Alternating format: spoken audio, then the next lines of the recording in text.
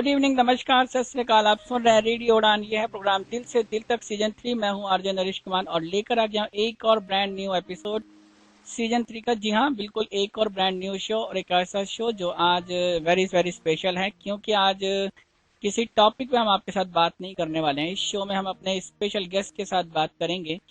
और बहुत से लिसनर्स जो अभी से जिन्होंने सुनना शुरू किया, मैसेज मेरे पास आ रहे हैं, कुछ मैसेज। एक मैसेज मेरे पास आ गया है, वो उन्होंने बोला हार्ट टचिंग सॉन्ग। तो thank you very much Sarita ji, आपको गाना पसंद आया पहला वाला। और बिल्कुल आज हमारे साथ स्पेशल गेस्ट होंगे, उनसे आपकी बात होगी। बिल्कुल शो में आप लाएं, चाहे तो लाइव उनसे बात कर सकते हैं, कोई भी सवाल पूछ सकते हैं। और बहुत सी ऐसी बातें जो आपको उनसे बात करके पता चल सकती हैं। और शायद बहुत से लोग उनको जानते हैं और जो लोग शायद नहीं जानते आज शायद जान जाएंगे। और अपने उन लिसनर्स के लिए जो रेडियो उड़ान से अभी जुड़े हैं, या उनको शायद थोड़ी कंफ्यूजन रहती है कि हम कैसे किसी लाइव शो में पार्टिसिपेट करें, तो उनके लिए मैं सिर्फ थोड़ी सी इन्फॉर्मेशन देना चाहूँगा कि आप चाहें तो आप हमारे स्काइप आईडी रेडियो उड़ान पर हमें कॉल कर सकते हैं। रेडियो उड़ान की स्काइप आईडी रेडियो उड़ान RADIOUDAAN, या फिर आप चाहें तो हमारे जो एक व्हाट्सअप नंबर है 9015173846, इस नंबर अपने वॉइस नोट, टेक्स्ट मैसेज या नॉर्मल मोबाइल मैसेज के थ्रू भी आप अपनी बात हम तक पहुंचा सकते हैं। और इसके अलावा आप चाहें तो हमारी वेबसाइट विजिट कर सकते हैं www.radioudan.com। वहां पर आकर भी आप फीडबैक सेक्शन में जाएंगे, वहां पे आप अपनी राय हम तक पहुंचा सकते हैं। इसके अलावा आप हमें फेसबुक पे सर्च करें, दिल से दिल तक का अपना फेसबुक पेज, जिसको आप लाइक कर सकते हैं, फेसबुक ग्रुप, उसको आप ज्वाइन कर सकते हैं। और रेडियो उड़ान का भी फेसबुक पेज और ग्रुप है, उनको भी आप लाइक करें और ज्वाइन करके हम तक पहुंच सकते हैं। बहरहाल बहुत सारे तरीके ऐसे जो रेडियो उड़ान आपसे जुड़ सकता है। सिर्फ चाहें तो जो हमने आपको नंबर बताया उस पर छोटी सी मिस कॉल दें, उस मिस कॉल को भी हम आपके रिप्लाई करेंगे, आपको कॉल बैक करेंगे और पूरी कोशिश करेंगे कि आपके साथ हमारे जो गेस्ट हैं उनकी बात कराई जाए। बहरहाल थोड़ा सा इंट्रोडक्शन की मैं इतना बता दूं आपको कि आज जो हम स्पेशल गेस्ट लाए हैं उनका एक बहुत लंबा सफर है। डिसेबिलिटी के साथ कम काम करते हुए लगभग 28 से 30 साल हो गए हैं जब वो डिसेबिलिटी के साथ या इन बच्चों के साथ काम कर रहे हैं लगातार, और काफ़ी लंबा एक्सपीरियंस है। उसके बारे में हम जरूर उनसे बात करेंगे। और बहुत से ऐसे सवाल जो लोग उनसे बात करके पूछना चाहते हैं, जानना चाहते हैं। और कई बार ये मौका ऐसा होता है जब कभी ऐसे गेस्ट हमारे पास होते हैं, तो जो आपके कोलीग्स हैं, आपके आसपास के लोग हैं, कुछ ऐसे सवाल जो शायद नॉर्मली नहीं पूछ पाते कभी, चाहे वो फ्रेंडली क्वेश्चंस हो, फिर भी यहाँ पे पूछ सकते हैं। और जो लिसनर्स हमारे वेट कर रहे होंगे हमारे एक दूसरे सेगमेंट का, मेरी आवाज़ का, आज सेगमेंट नहीं आ पाएगा क्योंकि ये पूरा शो हमने डेडिकेट किया अपने स्पेशल गेस्ट के लिए। तो चलिए इनसे बात शुरू करें, और वक्त भी हो गया है, मैंने आपको सब कुछ बता दिया है, बात शुरू करनी चाहिए। और बात शुरू करने के लिए पहले थोड़ी सी बात इतनी सी कि मैं गाना भी सुनाऊंगा, लेकिन गाना क्यों ना मैं चाहता हूँ कि जो उनकी इसका है वही शुरू करें। तो चलिए मैं पूरी टीम की तरफ से और अपने लिसनर्स की तरफ से मैम को गुड इवनिंग कहता हूँ। Very good evening ma'am to you. And today we have Brij Bhardwal from New Delhi. She is principal of Saksham resource centre at Noida. Thank you ma'am very much to join us on the radio today. नमस्कार नरेश जी, और मेरे लिए बहुत खुशी की बात है कि आज आप लोगों ने मुझे मौका दिया कि मैं आज रेडियो उड़ान के साथ जुड़ूं और कुछ अपनी बात कहूँ। जी थैंक यू मैम, सिर्फ इतना बताएं पहले आपकी चॉइस है, बहुत सारे गाने, पुराने गाने बहुत पसंद हैं। आज कौन सा गाना सुनना चाहेंगे सबसे पहले आप? मुझे लगता है आपको जो आप सुनाना चाहें अब तो आपके हवाले है। आप बढ़िया सा कोई पुराना फिल्मी सॉन्ग सुना दीजिए। बिल्कुल, ये मैम ने मेरे को एक लिस्ट दी हुई अच्छी खासी, उसके बाद मैम ने कहा कि उसमें से आप जो पसंद करें वो कर सकते हैं। चलिए मैं पहले एक गाना मैम की चॉइस का सुनाता हूँ। ये बहुत मेलोडियस सॉन्ग है, इसको सुनेंगे तो आपको बहुत अच्छा लगेगा। तो चलिए पहले ये गाना आप सबके लिए हमारी तरफ से, और उसके बाद कुछ बातें मैम के बारे में। बहरहाल ये रहा हमारा आज का पहला सॉन्ग।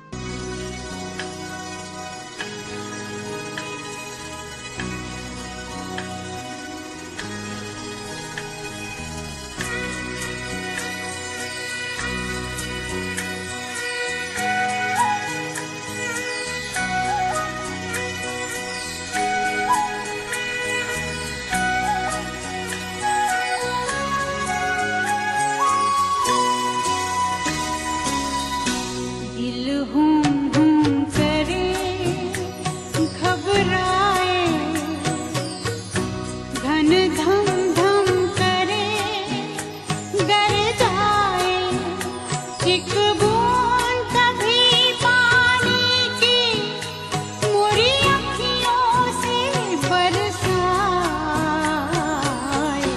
दिल हूँ करे घबराए।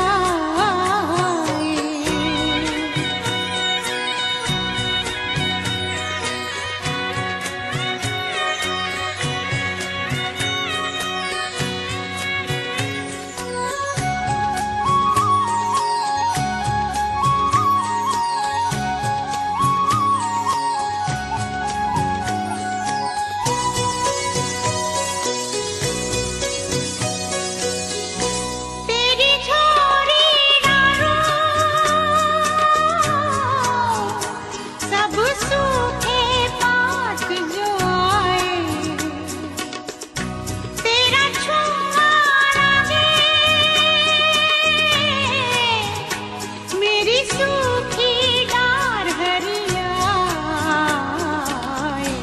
दिल हूँ करे घबराए।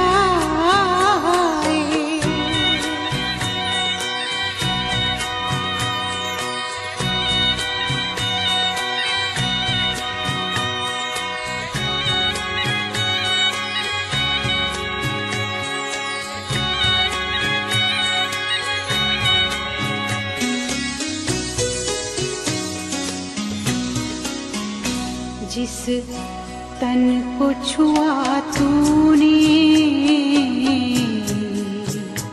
उस तन को छुपाऊं, जिस मन को लागे नैना वो किसको दिखाऊं। ओ मोरे चंद्रमा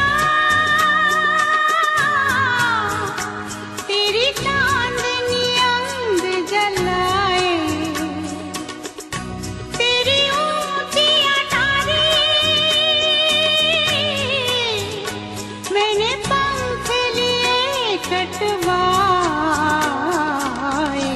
दिल हूँ करे घबराए,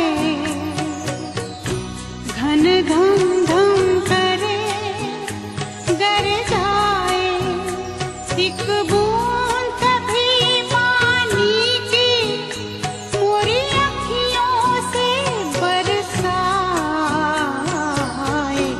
दिल हूँ करे घबराए।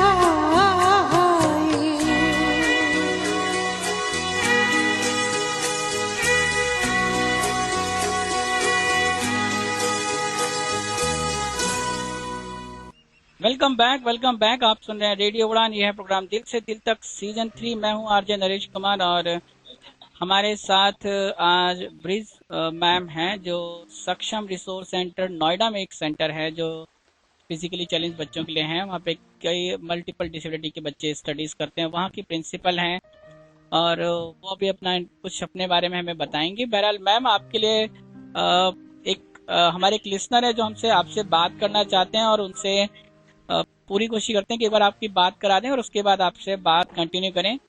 हेलो, गुड इवनिंग मैम, मैं भास्कर, लाजपत नगर। मैम मैं ये आपसे पूछना चाहता हूँ आपकी हॉबीज क्या है?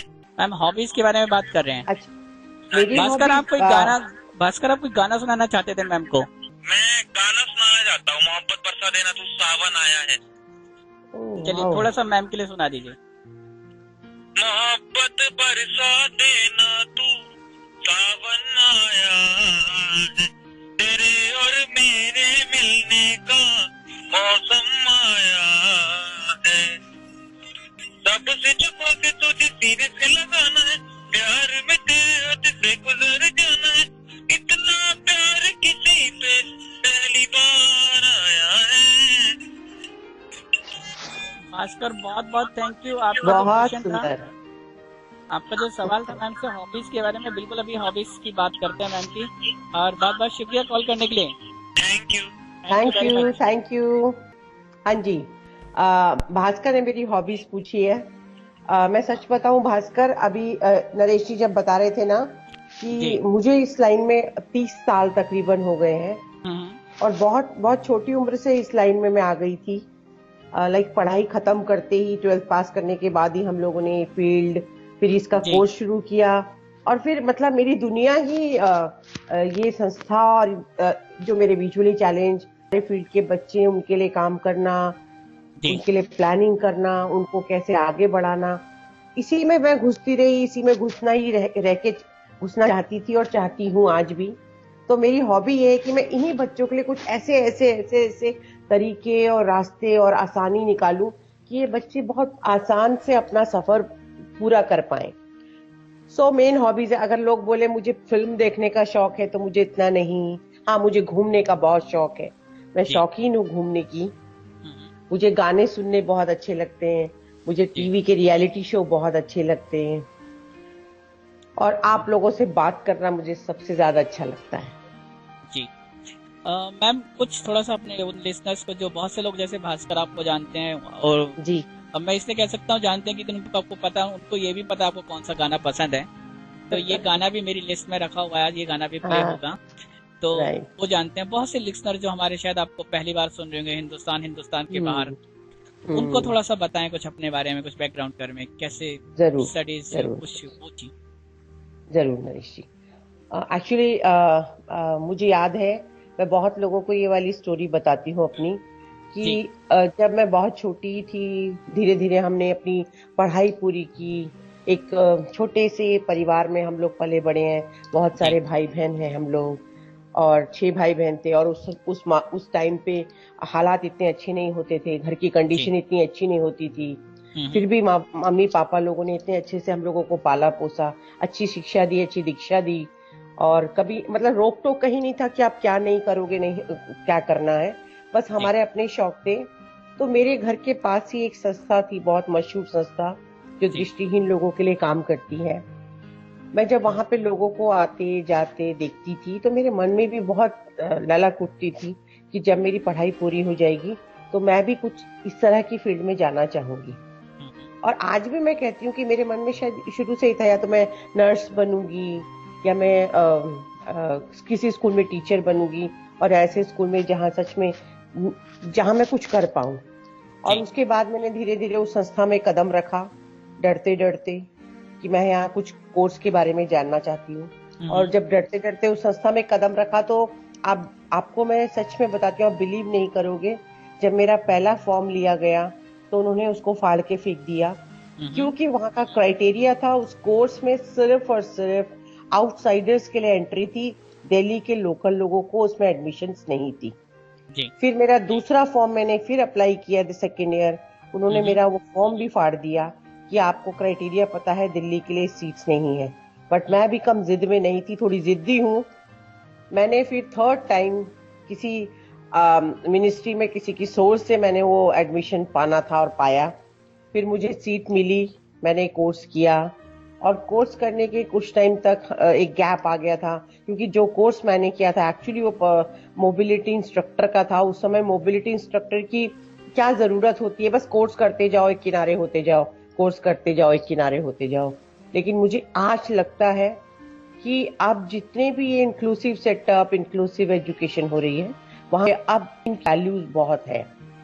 जिस तरह एक स्पेशल एजुकेटर होता है, उससे कहीं ऊपर एक मोबिलिटी इंस्ट्रक्टर है, क्योंकि आप एक सीट पर बैठे जब तक हो, आपको कुछ नहीं करना, सिर्फ आपने कोई बोल रहा है और आप सुन रहे हो और आप लिख रहे हो और आप कर रहे हो।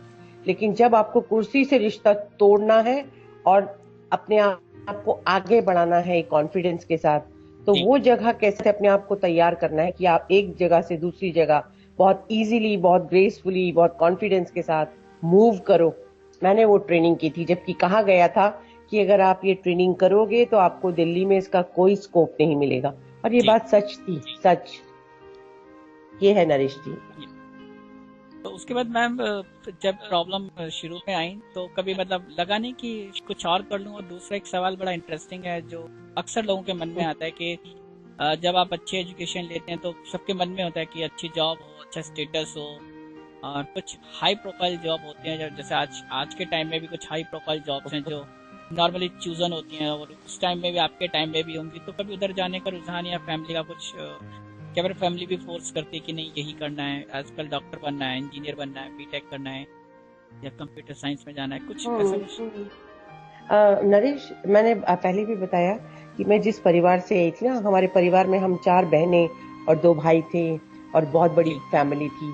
तो उस जी समय हम लड़कियों को बहुत ज्यादा जॉब करना तो सवाल ही नहीं होता था, क्योंकि ये उस समय ये रूल था हमारे घर में निकला हुआ कि जी। बस इनको पढ़ाओ और जल्दी जल्दी शादी करो, लेकिन इस फैमिली में जॉब्स नहीं करेंगी। हम्म, वो तो हम ही लोगों ने एक जिद ठानी हुई थी, वहीं पे पढ़ाई भी की, शादी से पहले जॉब भी की। तो वो सब थोड़ा हम लोगों ने अपने जिद थी कि मुझे कुछ करने की लगन है, जबकि घर वाले बोलते थे कि हमें जरूरत नहीं है कि हम तुम्हें जॉब कराएं, क्योंकि टाइम इतना अच्छा नहीं था, लोग बहुत इनसिक्योर थे। फिर लोग ये भी कहते हैं ना, पोक करते थे कि क्यों लड़कियों को बाहर निकालते हो, क्यों जी पढ़ने बहुत ज्यादा मत पढ़ाओ, बस शादी करो और अपने अपने घरों को भेजो, उसके जी बाद क्या है कैसे। लेकिन बहुत साथ मिला कि मेरे हस्बैंड ने मुझे बहुत कोऑपरेट किया, कभी कोई बंदिश नहीं लगाई। मतलब मुझे बहुत आजाद पंछी की तरह मुझे मौका मिला कि मैं जितना ऊंचा उड़ना चाहूँ उड़ सकती थी, और उड़ जी रही हूँ। सो ये सब इन्हीं लोगों की देन है। जी। तो हम आज बात कर रहे हैं ब्रिज भरद्वाज मैम के साथ, जो सक्षम resource centre Noida new Delhi के जो एनसीआर एरिया है वहाँ पे एक छोटा सा स्कूल है जहाँ पे बहुत से डिसेबल बच्चे, मल्टीपल डिसेबिलिटी के साथ और विजुअली चैलेंज बच्चे वहाँ पे रेस करते हैं। प्रिंसिपल के साथ हम बात कर रहे हैं, और उन लिसनर्स के लिए जो शायद वेट कर रहे हो कि आज मेरी आवाज़ सेगमेंट क्यों नहीं है, तो इसीलिए नहीं क्योंकि आज हमने इनको पूरा शो दिया है, और ताकि इनसे पूरी बात हो पाए, ठीक से बात हो पाए। और मैम जो आपका पहला गाना था वो मुंबई से श्रेया पादी है, उनको भी बहुत पसंद आया। बहुत बहुत शुक्रिया, आपको गाना पसंद आ रहा है थैंक यू। और मैम की चॉइस अच्छी लग रही है। मैम की एक चॉइस और भी हमारे पास है, वो भी बिल्कुल रेडी है। चलिए वो गाना मैं आपको डेडिकेट करता हूँ मैम, और पूरे लिसनर को भी इस गाने को सुने, और उसके बाद कुछ बातें और अभी बातें चल रही हैं। अभी तो 11 बजे तक हम साथ हैं, आप चाहें तो हमें कॉल जरूर। कर सकते हैं, हमारी स्काइप आईडी रेडियो उड़ान RADIOUTAAN, या फिर आप भी भास्कर की तरह हमें कॉल करें। हमारे मोबाइल नंबर 9015173846, जी हाँ 9015173846, इस नंबर पे एक छोटी सी मिस कॉल दें और फिर आपकी बात होगी ब्रिज मैम से। बहरहाल ये रहा आप सबके लिए एक प्यारा सा गाना।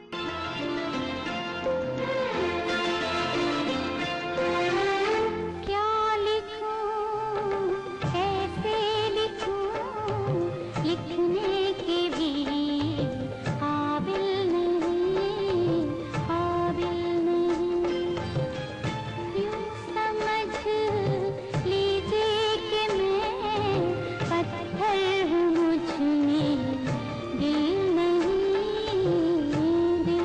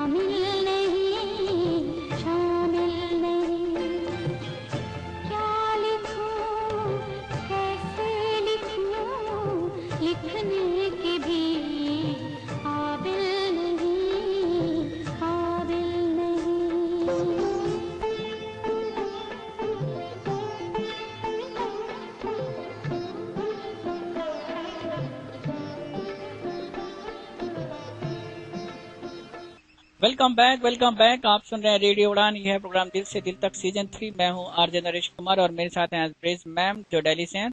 हमारे साथ एक और हमारी टीम के आरजे जुड़ गए हैं, उनका भी स्वागत है। तो मैम बहुत बहुत स्वागत है फिर से आपका शो में। और हमारे साथ थैंक यू पुनीत जुड़े हैं जो बात करना चाहते हैं मैम से कुछ। जी पुनीत, आप डायरेक्ट सवाल पूछ सकते हैं। जी, थैंक यू नरेश। मैडम, आपका पहले तो बहुत बहुत धन्यवाद कि रेडियो उड़ान को आपने आज ज्वाइन किया है, और ये हमारी खुशकिस्मती है कि हम आपको सुन रहे हैं। मेरी भी बहुत आज खुशकिस्मती है कि मैं आप लोगों के साथ आज बात कर रही हूँ। जी मैडम, एक दो सवाल थे मेरे। मैंने भी 5.5 साल एक एनजीओ में काम किया, विजुअल इम्पेयर्ड लोगों की, जहाँ पर कुछ मल्टी डिसेबिलिटी के बच्चे भी मैंने देखे। किसी के ऑर्थो थे, कुछ ब्लाइंड के साथ साथ कुछ को एपिलेप्सी प्रॉब्लम थी, कुछ ना कुछ था उनके अंदर। तो मैं जस्ट आपसे एक फनी क्वेश्चन भी है और मैम एक बड़ा लोगों को अवेयरनेस देने वाला क्वेश्चन भी है कि अगर एक दिन के लिए आपको social justice and empowerment ministry दे दी जाए तो खास करके आप मल्टी डिसेबल लोगों के लिए आप क्या सोचेंगे? मुझे लगता है मैं सबसे पहले तो ये सोचूंगी कि जो जितने भी जो उनकी जरूरत है ना, उनकी नीड है, हम जिसको कहते हैं ना एज एप्रोप्रिएट होना चाहिए हर चीज। तो मैं चाहती हूँ कि हम उनको जो सेग्रीगेट करके एक जगह रखा हुआ है ना हमने, हम उन्हें खोल दें। जैसे मोती होते हैं ना, मोती आप कलरफुल दीजिए, रंग बिरंगे, और फिर पीछ के देखिए तो उनकी खूबसूरती जो है ना वो वहां की जिस जगह के वो है उन्हें वहां पहुंचाओ। तो मैं चाहूंगी जितने ये स्कूल्स बैठे हैं ना, उन बच्चों को उन स्कूल के उन बच्चों के बीच में बैठा दो, और उस दिन को उनको, जब तक मैं उस पोस्ट पे हूं ना, मैं उनको बोलूंगी तरीके हम बनाएंगे, लेकिन उनको इस जगह पे बैठने दो। चाहे आप उनको वीक में एक घंटा रोज बुलाओ, मत बुलाओ 6 घंटा, एक घंटा भी बुलाओ, तो उनको उनकी लाइफ का वो जगह, वो एक्सपीरियंस करने दो। मैं ये जरूर चाहूंगी कि इंक्लूसिव के लिए मेरा मुद्दा है ये। जी जी। और मैडम, अब ये है कि बहुत सारे सेमिनार्स पर भी मैं जाता रहा हूँ पटियाला के साथ, और वहां पर मैं देखता था क्या होता था कि बहुत सारी ऐसी ऑर्गेनाइजेशंस के लोग आते थे जो मल्टी डिसेबल लोगों से ताल्लुक रखती है कहीं ना कहीं। लेकिन दुख की बात ये होती है कि किसी जो ऐसे स्कूल जो मल्टी डिसेबल बच्चों को लेकर चलते हैं, किसी एनजीओ को, ऑर्गेनाइजेशंस का पता ही नहीं होता। अच्छा, तो ये यानी ये नेटवर्किंग की कमी है जी। यानी एक दूसरे, हम लोगों को ऐसे चैनल्स बनने चाहिए। मैं आपको अपने बारे में अगर बताऊं कि हम लोग दृष्टिबाधित लोगों के लिए काम करते हैं जो विजुअली चैलेंज और आइदर डेफ ब्लाइंड और आइदर मल्टी हैंडीकैप। ठीक है, अगर मुझे लगता है कि मेरे पास एक बच्चा ऐसा आया है जिसको विजन प्रॉब्लम कुछ नहीं है बट उसको मेंटली चैलेंज है, तो मेरा काम क्या, मैं उसको गेट से अंदर ही नहीं घुसने दूं? नो, मैं उसको अंदर बुलाती हूँ, बैठते हैं, बात करते हैं। उसके बाद मैं उनको एक पेपर पे जो अगर मैं नोएडा में बैठी हूँ या मुझे दिल्ली की भी जानकारी है, तो मैं उसको नोएडा और दिल्ली के कुछ कॉन्टेक्ट्स दूंगी स्कूलों के, और उनको बोलूंगी कि आप ना इस स्कूल में चले जाओ, इस जगह पे चले जाओ और इस मैम को मिल लो, आपको वो ज्यादा अच्छा ये स्कूल है उनके लिए, और ये जो क्राइटेरिया हमारा है वो किन बच्चों के लिए है, और जो आपका बच्चा है उसके लिए फला स्कूल मिलता है। अगर हमने ये करा तो ये हमारी एक्चुअल नेटवर्किंग है और एक्चुअली सर्विस है। हम खाली ये बोले कि मेरा काम सिर्फ इतना है, मैं औरों के बारे में बिल्कुल नहीं जानती, तो मुझे तो लगता है मैं अपने आप को ही पहले सेंसिटाइज कर लूं। तो बेटर है कि हमें इनको चैनलाइज करके इनको उनकी जगह तक पहुंचा देना चाहिए, और ये सबको करना चाहिए। और वो आपकी बात मैंने बिल्कुल सही है कि जैसे जितनी ऑर्गेनाइजेशंस हैं सब में आपस में होड़ है, कंपटीशन है, तो है। और क्यों ना सब अगर एक हो जाएं आपस में, जैसे मल्टी डिसेबल लोग हैं, चाहे वो विजुअली इम्पेयर्ड है, क्योंकि मैं देख रहा हूँ कि आज जो मेरा पर्सनल एक्सपीरियंस कहता है मैडम कि एक जमाना था जब हमें लोग ये कहा करते थे कि अगर बंदा ब्लाइंड पैदा हुआ है ना तो उसके अंदर एक्स्ट्रा पावर्स हैं। लेकिन जब से मैंने जॉब शुरू किया, 2009 से मैंने जॉब स्टार्ट की Patiala school for the blind में, कर्नल करमिंदर सिंह जी के साथ, शायद आप जानते भी होंगे उनको। हाँ, बिल्कुल जानते। तो उनके स्कूल में जी मैं 5.5 साल रहा हूँ। तो वहां रह के मैंने क्या एक्सपीरियंस किया कि आज जो ब्लाइंड पैदा हो रहे हैं वो सिर्फ ब्लाइंड नहीं पैदा हो रहे, ज्यादातर मल्टी डिसेबल पैदा हो रहे हैं। एक्चुअली राइट, बिल्कुल आप उसका मैं ठीक कह रहे हो पुनीत जी, आप पुनीत जी ठीक कह रहे हो। और मैं थोड़ा सा अगर बहुत ज्यादा अनुभव के तौर पे नहीं बोलूंगी, लेकिन जो कुछ इन सालों में अनुभव किया है ना, मैं उसके तौर पे अगर बोलूं तो मैंने ये देखा है कि अभी जो ज्यादातर बच्चे हैं ना, जो आपने बोला ना मल्टी डिसेबिलिटी, जी जी। जी उसका कॉज भी थोड़ा जानने में लगा कि मोस्ट ऑफ द बच्चे जो अब बर्थ ले रहे हैं वो प्री मैच्योरिटी केसेस हो रहे हैं जी मोस्टली। जी जी जी जी ठीक। और प्री मैच्योरिटी केसेस में ये होता है कि वो बच्चों को डिले माइलस्टोन्स होते हैं जी एज जी के साथ साथ। जैसे होता है ना कि 1 साल का बच्चा अगर बैठ रहा है तो बच्चे 5 साल में बैठते हैं, 4 साल में बैठते जी हैं। जी जी जी और इतनी भागम भाग है, कुछ कहते ना, इतनी रफ्तार है लाइफ में लोगों की। जी सिंगल फैमिलीज हो गई हैं, पहले जॉइंट में थे, बड़े बूढ़ों के संरक्षण में रहते थे तो लोगों को थोड़ी टिप्स मिलती थी, ऐसे करो, ऐसे रहो, ऐसे नहीं करो। अभी दोनों हस्बैंड वाइफ जॉब में हैं, भाग रहे हैं, ना उनको खान पान का ध्यान है, ना उनको रिलैक्स है। तो ये जो स्ट्रेस इतना ज्यादा हो चुका है फैमिलीज पे, और जिसका कॉज मैं कह सकती हूँ कुछ होगा ये सब भी प्रीमेच्योर में। क्योंकि अभी जो हम बच्चे ले भी रहे हैं, पहले आते थे बच्चे स्कूलों में 12 साल में एडमिशन, जी 16 साल में जी जी एडमिशन, जी बड़े बड़े हो हम्म, गए हैं, दाढ़ी जी जी मूछें आ रही हैं, तब आ रहे बिल्कुल हैं पहली में, राइट। जी अब क्या टाइम आया, अब बच्चे आ रहे हैं 3 साल के एग्जैक्टली आ गए जी, चलो स्कूल जी में। जी 5 साल के हैं, अच्छा आए हैं, ठीक है, इनको जल्दी से सिखाओ। और अब जो टाइम में और बताऊं अभी का, अभी 6 महीने से लेके 3 साल तक के बच्चे भी मैंने देखे जो राइट स्कूलों में राइट पहुंच गए। बिल्कुल बिल्कुल। देख, अरे मेरा और सपना एक्सपीरियंस मैंने देखा, 2.25 साल की बच्ची स्कूल में लेके आ गए थे पेरेंट्स। बिल्कुल। और मैं बताती रही हूँ सक्षम में इन्फेंट टू टोडलर जो 0 to 4 ईयर होता है, जो जी एग्जैक्ट इतनी खूबसूरत लर्निंग होती है ना, अभी हमारे पास वो बच्चे भी आने शुरू हुए हैं। उसमें क्या होता है पुनीत जी, कि अगर मैंने एज मदर मैंने एक्सेप्ट कर लिया कि यार मेरी बच्ची को ये प्रॉब्लम है, अब जी मैं क्या करूं। डॉक्टर्स ने हाथ खड़े कर दिए। जी कोई डॉक्टर्स कभी नहीं बोलता अब ये कभी नहीं देखेगी, ये कभी नहीं चलेगी, ये कभी नहीं जी जी बोलेगी। हर डॉक्टर बोलता है मैम होप रखिए, होप रखिए। लेकिन आप इसके लिए स्कूल ढूंढना भी शुरू करो साथ साथ। ये बहुत अच्छी गाइडलाइंस है कि अगर डॉक्टर्स ये सजेस्ट करता है कि आप रुकना मत, आगे बढ़ते जाओ, जी जो ठीक होना होगा जरूर हो जाएगी एक दिन। लेकिन आप इसके लिए इसके स्कूल्स, इसका प्लेस, इसका फ्रेंड्स का सब इसको एक आम बच्चे को दे दो, तो मुझे लगता है उसका इम्पैक्ट बहुत खूबसूरत पड़ता है। जी। तो आप सुन रहे हैं ब्रिज के साथ बातचीत, और पुनीत हमारे साथ जुड़े हुए हैं। आप भी हमें कॉल कर सकते हैं, हमारी स्काइप आईडी रेडियो उड़ान RADIOUTAAN, या फिर हमें मिस कॉल दें छोटी सी, नंबर है 9015173846। तो बारी आ गई है मैम एक और अच्छे से गाने की। जरूर। मैम ने पहले ही काम किया था, मुझे एक लिस्ट दी हुई है, वो कहती है कि आप खुद प्ले करते रहो चूज करके की। तो चलिए एक गाना और, बहुत प्यारा सा गाना। जो लोग गाने सुन रहे हैं उनको बहुत सारे गाने पसंद आ रहे हैं। श्रेया पादी जो मुंबई से हैं, उनके कुछ सवाल में है, मैं वो सवाल हम इस गाने के बाद जरूर लेंगे। और पहले सुनते हैं ये गाना प्यारा सा। और आप जुड़े रहें रेडियो उड़ान पे, एक अच्छी खासी बातचीत चल रही है अभी होंगे, और कुछ और बड़े इंटरेस्टिंग सवाल मेरे को अभी मैम से पूछने हैं। कुछ राज हैं जो शायद बाहर नहीं आए अभी तक। बहरहाल ये गाना आप सबके लिए। लग जा गले के फिर हंसी रात हो न हो,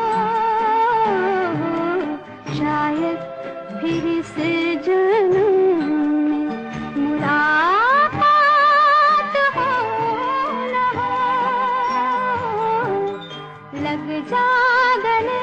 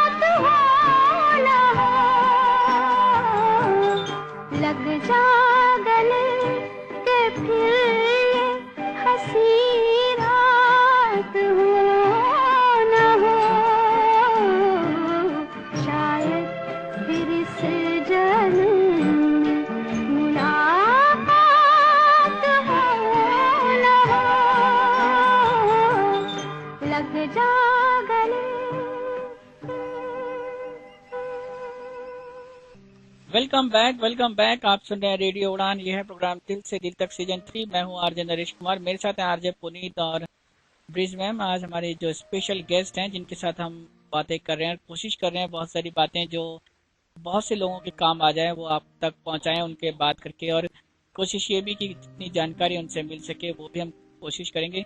मैम, एक सवाल था जो श्रेया पादी हमसे पूछ रही थी। एक उनका सवाल कि कितने टाइप्स की जो डिसेबिलिटीज हैं वो आपके स्कूल में इस टाइम बच्चे हैं और टोटल बच्चे कितने हैं, साथ में किस तरह के कोर्सेज और किस तरह की ट्रेनिंग आप लोग वहाँ पे प्रोवाइड कर रहे हैं उनके लिए।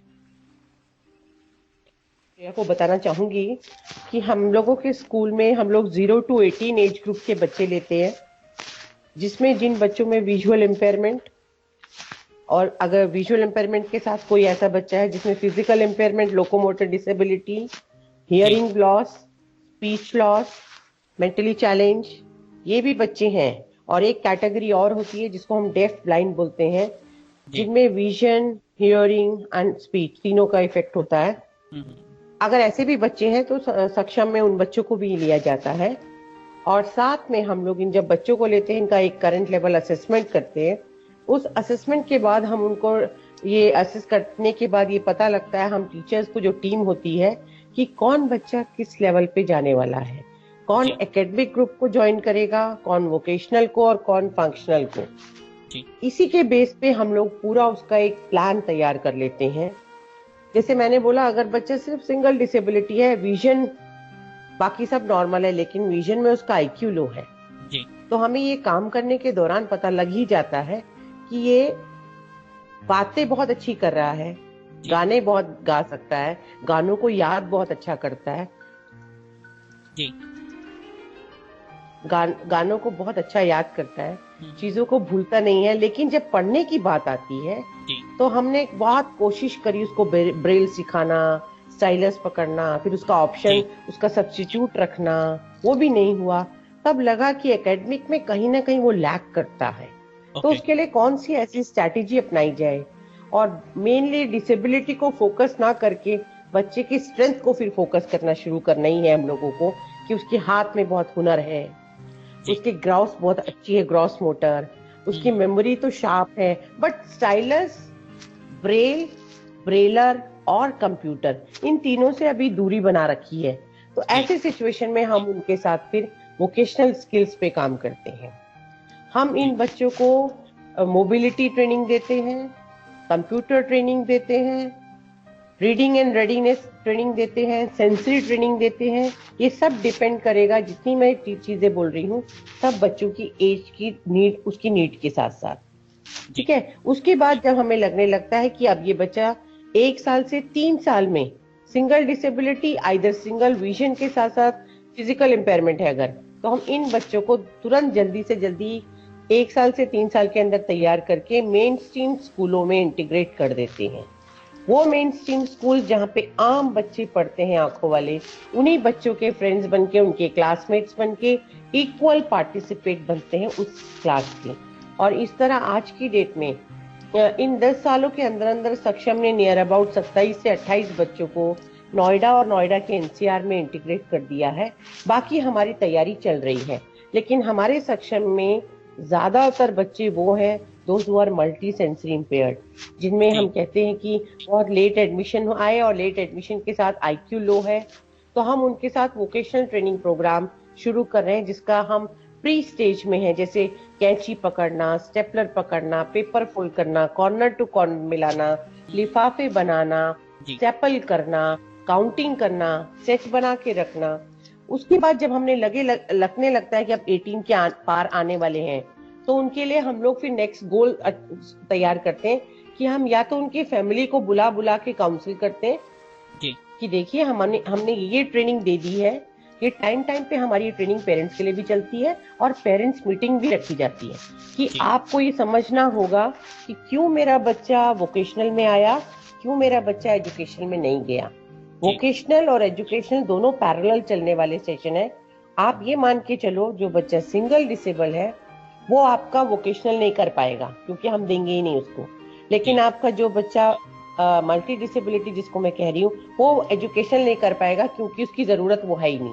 अब उसकी जरूरत है ये, ताकि वो अपने हुनर को आगे बढ़ाए और हुनर को बढ़ा बढ़ा के अपनी जीवनचर्या जीने के लिए कोई ना कोई एक रास्ता अपनाए। जी ये हम तैयारी कराते हैं बच्चों की। मैम, जब बच्चों को स्कूल में लिया जाता है तो कुछ क्राइटेरिया होता है कि कुछ ऐसी टर्म्स एंड कंडीशन या कोई ऐसी हालत हो जहाँ पे बच्चे को शायद रिजेक्ट किया जा सके, या बच्चे को ना लेने की भी कंडीशन हो, ऐसा कुछ होता है? ये नरेश, ये सक्षम के लिए पूछ रहे हो या जब हम मेन स्ट्रीम करते तब के लिए? जब आप अपने आप पे बच्चों को लेते हाँ, हैं तो कुछ ऐसा है कि कोई? ठीक। जी हाँ, मैं बताऊंगी। अगर बच्चा, मैंने बोला हमारी एज ग्रुप के अंडर आ रहा है 0 to 18, तो लेना ही लेना है। नंबर 2, जी अगर बच्चे को कोई भी विजन प्रॉब्लम नहीं है और उसको स्पीच में है, चलने में है, बट विजन इज नॉर्मल, तो सक्षम बिल्कुल उस बच्चे को एडमिशन नहीं देगा। जी फिर सक्षम उसको एडमिशन नहीं देके बिल्कुल भार नहीं करेगा, बल्कि उसको उसकी मंजिल तक पहुंचाने के लिए उनको एड्रेसेस देता है कि जी आपके इस बच्चे के लिए नोएडा में ये वाला स्कूल है, आपके इस बच्चे के लिए ट्रांस जमुना में ये वाला स्कूल है। तो जी इस तरह आप तुरंत वहां पहुंच जाओ और आप अपने बच्चे को घर मत बैठाओ। ये सब स्कूल इन बच्चों को सर्विस दे रहे हैं और फ्री ऑफ कॉस्ट एजुकेशन देते हैं। इतना तक बता के उनका हौसला बढ़ा देते हैं कि ताकि ये बच्चे को लेके जरूर चले जाएं और इनको स्कूल में पहुंचाएं। और जहाँ जरूरत पड़ती है उनको रेफर भी कर देते हैं कि बिल्कुल। मैं बोल रही ना कि हम लोगों का काम ही ये है कि नेटवर्किंग करते रहना, और हमने और स्कूलों को भी ये सेंसिटाइज कर दिया है कि मैम, अगर आपके पास कोई ऐसा बच्चा आएगा जिसको विजन का प्रॉब्लम है, आप तुरंत हमें कॉल करो, हमारे पास रेफर करो। हमारे पास कोई बच्चा ऐसा आता है जो स्पैस्टिज्म में है या मेंटली चैलेंज है, हम तुरंत उसको आपके पास रेफर करेंगे। मैं कॉल कर देती हूँ कि मैम ये बच्चा आ रहा है, 11 साल का है, एडमिशन खुले हैं, तो मैम आपके पास भेज दूं? हाँ बिल्कुल भेज दो। तो हम तुरंत भेज देते हैं। उसके बाद फिर सारी फॉर्मेलिटी वहीं पर होती है उनकी। जी तो हमारे स्कूल तक आने के लिए विजुअल इम्पेयरमेंट और पार्शियल विजन ये सब होना इज अ मस्ट है। ये हमारा क्राइटेरिया है। ओके, तो मेरे ख्याल से श्रेया जी का जो क्वेरी थी वो कंप्लीट हो गई होगी। मेरा जो बात करने का टाइम था वो भी कंप्लीट हुआ है, मतलब पूरी बात कंप्लीट नहीं हुई है, आधी तक कंप्लीट हुई है। अब बारी है एक मैडम, एक सवाल मैं पूछना चाहूंगा गाने से पहले। गाने से पहले कि गाने के बाद? जी, गाने से पहले, तभी तो कह रहा हूँ। अच्छा ठीक है, गाने से पहले। चलिए ठीक है, पूछिए। जी, क्योंकि मैं भूल जाता हूँ। मेरा सवाल ये था मैडम कि अब आज आप देखिए इतने स्कूल्स खुल चुके हैं, चाहे ब्लाइंडनेस को लेकर के हों, चाहे मल्टी डिसेबिलिटीज को लेकर के हों, हर जगह होड़ है, जैसा कि मैंने आपसे पहले ही कहा था। तो मैडम, आपको क्या लगता है कि आप जिस स्कूल को रन कर रहे हैं उनको जो बाकी स्कूल्स हैं उनको मिलके चलने के लिए क्या कदम उठाने की जरूरत है? चलिए, इसका सवाल का जवाब लेंगे, लेकिन सवाल बाद में ही लेंगे। पहले गाना है मैम का बड़ा पसंद वाला गाना, 1964 की मूवी है ये, और गाना है होके मजबूर उसने मुझे बुलाया होगा, ऐसा कोई गाना है। तो बिल्कुल है। तीन तलत महमूद, रफी साहब और भूपेंद्र का गाया हुआ है जी। बिल्कुल। चलिए वही गाना हम आप सबको सुनाते हैं, मैम भी सुनेंगी। उसके बाद गाने के बाद पुनीत जी के सवाल का जवाब, और फिर मेरे भी कुछ सवाल हैं भी इंटरेस्टिंग वाले, मैं थोड़ा अलग पूछूंगा। मेरा ये गाना आप सबके लिए जरूर।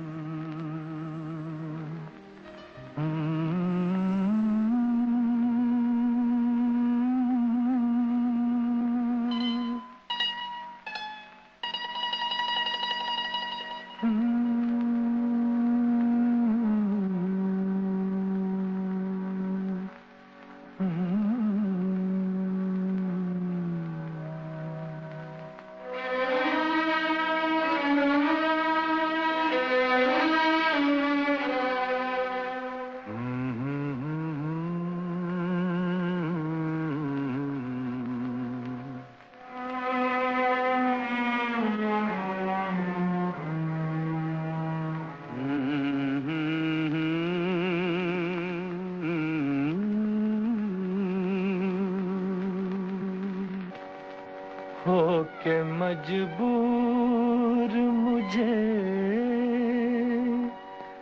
उसने भुलाया होगा, होके मजबूर मुझे उसने भुलाया होगा। जहर चुपके से दवा जान के खाया होगा, होके मजबूर मुझे उसने भुलाया होगा, होके मजबूर मुझे।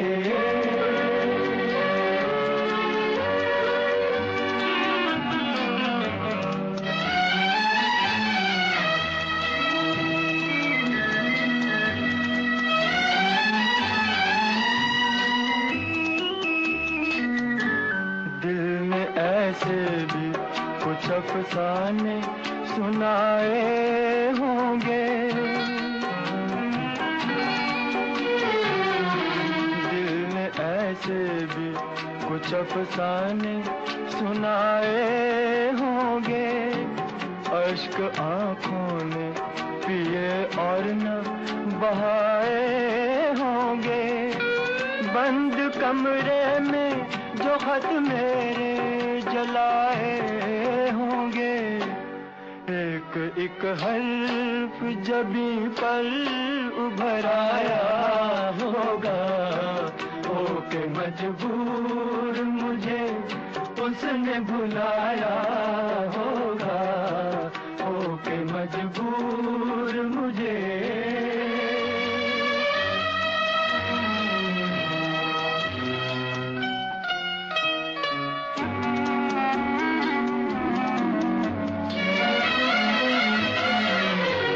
उसने घबरा के नजर लाख बचाई होगी,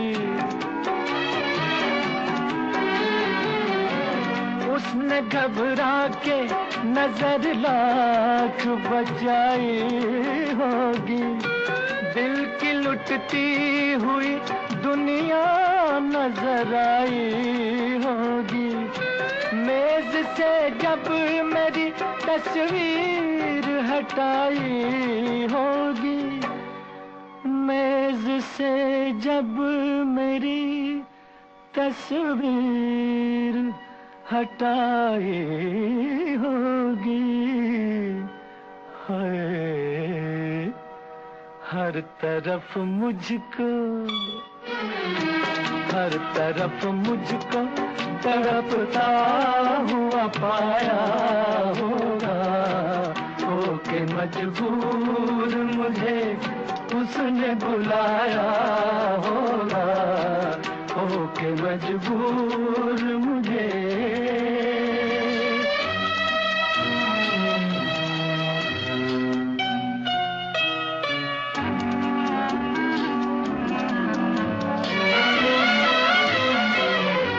छेड़ की बात पे अरमां मचलाए होंगे,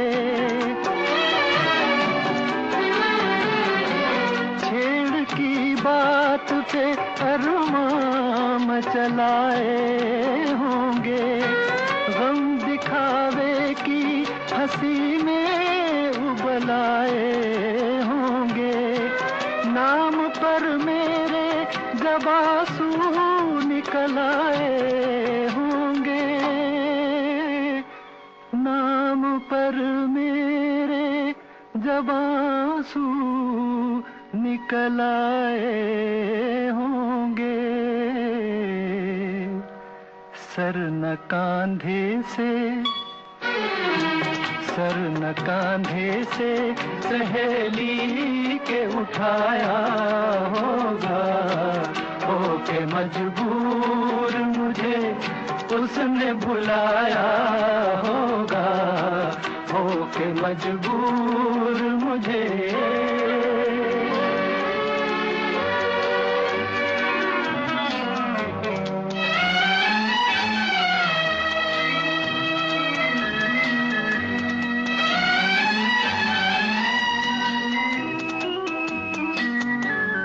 जुल्फ जिद करके किसी ने जो बनाई होगी, जुल्फ जिद करके किसी ने जो बनाई होगी, और भी गम की घटा मुखड़े पे छाई होगी, बिजली नजरों ने कई दिन न गिराई होगी, रंग चेहरे पे कई रोज न आया होगा, होके मजबूर मुझे उसने बुलाया होगा, जहर चुपके से दवा जान के खाया होगा, होके मजबूर मुझे।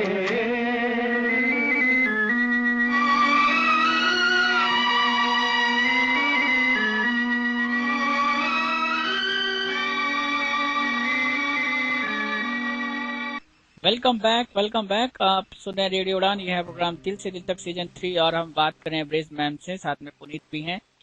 मैम, पुनीत के सवाल का जवाब बिल्कुल बताइए, क्या कहेंगे आपकी कैसे नेटवर्किंग के लिए आप लोग क्या काम कर रहे हैं, और जो बहुत सारे स्कूल आजकल ओपन हो गए हैं। पुनीत का सवाल ये था कि बहुत सारे स्कूल हैं जो डिसेबिलिटी को लेकर काम कर रहे हैं, आप भी अलग से अपने काम कर रहे हैं, लेकिन सब लोग एक साथ मिलकर काम करें, उसके लिए क्या है? कि मैं जो जवाब दूंगी मेरे पार्ट का होगा कि मैं सोचती हूँ, लेकिन मैं पहले एक चीज बोलना चाहूंगी, मल्टी डिसेबिलिटी का मतलब क्या है। जिन बच्चों में एक सेंस के साथ ज्यादा सेंसेस का लॉस होना या उनकी अनुपस्थिति की वजह से हम उसको MSI कहते हैं। जैसे एक बच्चा विजन के साथ साथ फिजिकल इम्पेयर्ड भी है और स्पीच भी नहीं है, एक बच्चे में no vision, no speech, no hearing plus neuro impairment है, कि न्यूरोलॉजिकल इंटेलेक्चुअल डिसेबिलिटी है, तो हम उसको MSI कहते हैं। ऐसे सिचुएशन में जिस बच्चे में ये वाली न्यूरोलॉजिकल इम्पेयरमेंट है, इंटेलेक्चुअल डिसेबिलिटी आती है विजन और हियरिंग के साथ, उन बच्चों को मैनेज करना, एजुकेशन देना, अंडरस्टैंड करना, प्लान बनाना, उसको अचीव करना, उसमें जरूर बहुत टाइम लग जाता है। बिल्कुल बिल्कुल कहीं है ना, कहीं ना कहीं मुझे लगता है कि जो भी हम प्लानिंग बनाए वो इतनी छोटी, उसके टास्क इतने छोटे, उसका जो अचीवमेंट लेवल है वो इतना छोटा हो, और गोल एक ऐसा हो जो उसकी एज के अकॉर्डिंग हो और उसके इंटरेस्ट के अकॉर्डिंग हो और वहां की कम्युनिटी के नीड की बेस पर हो। मान के चलो मैं दिल्ली में और दिल्ली के NCR में बैठी हूँ, जहां पर आज के टाइम में लोग रुमालों का इस्तेमाल नहीं करते, रुमालों की पैकिंग नहीं है, उसकी सेल नहीं है, उसकी डिमांड नहीं है, और मैं जबरदस्ती रुमालों में ठप्पे पे ठप्पे लगवा रही हूँ, पैकेट बना रही हूँ और बोल रही हूँ इसे बेचो। साल हो गए मेरे रुमाल नहीं बिके, मेरा बच्चा जिसको मैंने ट्रेनिंग दी उसके पेरेंट्स भी कोस रहे हैं और बच्चा भी परेशान। बिल्कुल। तो हमें कहीं ना कहीं उसकी चेन को देखना है कि उस एरिया और उस मार्केट की और इस समय मार्केट में किसकी डिमांड है, exactly. उस हिसाब से मैं वोकेशनल के ऊपर काम करूं। और मैं तो कह रही हूँ हम सारी टीम मिलके काम करें। हम लोग, आप लोगों ने अक्सर सुना होगा वर्कशॉप कंडक्ट हो रही हैं, वर्कशॉप्स कंडक्ट हो रही हैं, बाहर से हो रही है, अंदर से हो रही है, लोग आ रहे हैं, लोग जा रहे हैं, बट उसके बाद उसका इम्प्लीमेंट क्या हो रहा है? कहीं ना कहीं हम जा रहे हैं, सब आ रहे हैं, लेकिन इम्प्लीमेंट क्या कर रहे हैं वो मैटर बहुत बड़ा करता है। और दूसरा ये कि हम सब लोगों को ये सेंसिटाइज होना है। सबसे पहले तो एक संस्था के अंदर अगर सारे डिसेबिलिटी को लिया गया है तो हम ही पहले तैयार नहीं है कि मैं तो खाली विजन वाले के साथ काम करूंगी, रेस्ट को आप देख लो। मुझे तो लगता है पहले हमको सेंसिटाइज होना है कि सारे बच्चे हमारे हैं, इन सारे बच्चों के साथ हमको भी काम करना है, इन सारे बच्चों के लिए प्लानिंग में हम भी पार्ट हैं, इनकी अचीवमेंट में हमें भी क्रेडिट मिलेगा अगर ये गोल अचीव करते हैं। तो कहीं ना कहीं इन सबको करने के लिए हमें लोगों से सिंपैथी नहीं लेनी, बल्कि जिस तरह हमने सिंगल डिसेबिलिटी को हक से लड़ के उनकी जगह तक पहुंचाया है, इसी तरह मुझे लगता है जो मल्टी सेंसरी इम्पेयर्ड बच्चे हैं उनके लिए भी अब टाइम आ गया है कि हक से लड़के और उनकी जगह तक उनको पहुंचाया जाए। मैं कई बार लोगों से कहती हूँ, पेरेंट्स से कहती हूँ, जो लोग कहते हैं कि अरे मैम बस मैम पढ़ने दीजिए, जाने दीजिए, करने दीजिए, कि अगर आप लोग ही पीछे हट जाओगे तो आप बताओ कि कौन आपको बोलेगा आगे आके आओ मैं लेती हूँ। पहले आप पीछे से आगे आओ, फिर हम आपको खींचेंगे।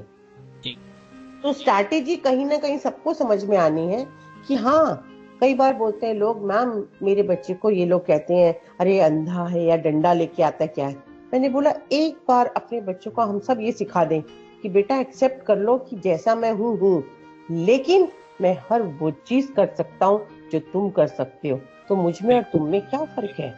बिल्कुल सिर्फ ये समझ के उसे आंसर करना आना चाहिए। तो ये चीजें मुझे लगता है हम सबको मिलके अगर हम कराएं, समझाएं और इसको ही बहुत उस पे वाद विवाद ना करके बल्कि उस पे काम शुरू करें, तो शायद अचीवमेंट सकते हैं हम अपने गोल को। में एक और बात, जो आपने दो चीजें बताई थी, एकेडमिक और वोकेशनल, उसके साथ फंक्शनल क्या है?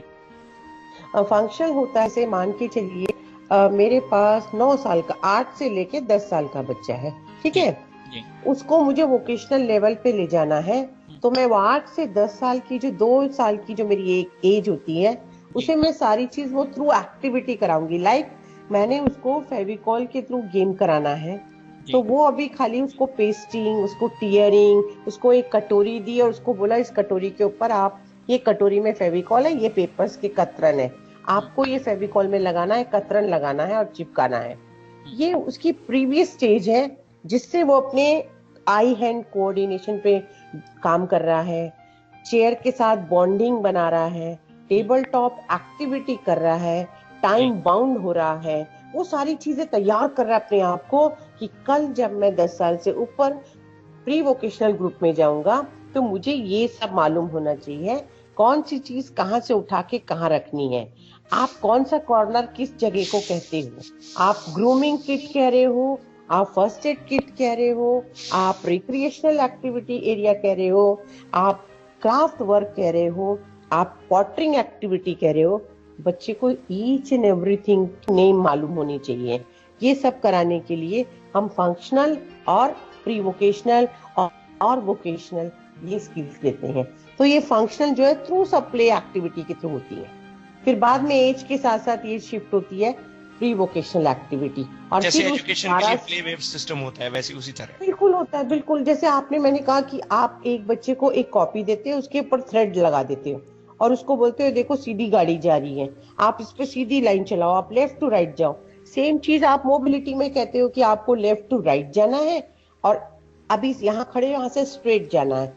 और वो सारी चीज आपकी मोबिलिटी पर और आपके रीडिंग रेडीनेस पर दोनों पे काम करती है, और दोनों पे काम करके आपके ब्रेन को एक फंक्शन देती है, मैपिंग करती है कि मैम ने वर्ड बोला था go straight then move on your right side, right. तो ये सारी चीजें हैं जो आपके लिए मैथ्स, लैंग्वेज, कम्युनिकेशन, कोऑर्डिनेशन, इस पे सारा बहुत अच्छा फोकस देती है।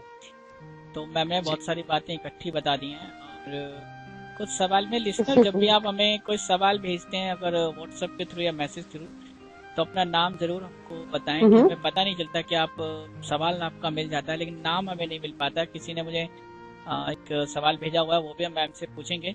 और डेडिकेशन और जो कमिटमेंट की बात है पुनीत, वो इस बात से समझी जा सकती है कि आज सक्षम रिसोर्स सेंटर का जो अपना एनुअल स्पोर्ट्स डे था, मैम शाम तक वहाँ बिजी थी, उसके बाद भी जी, हमारे साथ इस टाइम भी यहाँ पर है। तो डेडिकेशन और कमिटमेंट की तो बात हम लोग कुछ नहीं कह सकते, वो आपको पता चल रहा है। और मैम एक आप लिसनर सवाल का सवाल ले लीजिए। एक सवाल मेरा और भी बाकी है मैडम से, बिल्कुल, आप पहले लिसनर के सवाल लीजिए। लिसनर का एक सवाल है जिनका नंबर है 9811 और इनके लास्ट के 3 डिजिट हैं 520। हम पूरा नंबर अनाउंस नहीं कर सकते यहाँ पे, तो 9811 और 520 इनके तीन। इन्होंने पूछा कि आप अपनी हैक्टिक लाइफ के साथ अपनी फैमिली को कैसे सपोर्ट करते हैं या फैमिली का कैसे एडजस्ट हो। तो मेरे को मालूम है कुछ और भी शिकायतें हैं आपको इस बात को लेके, वो मैं बताऊंगा लिसनर्स को। बहरहाल मुझे लग रहा है कि इस सवाल मैम जब तक वो सोचें कुछ, तो क्यों ना हम एक गाना सुना दें मैम को।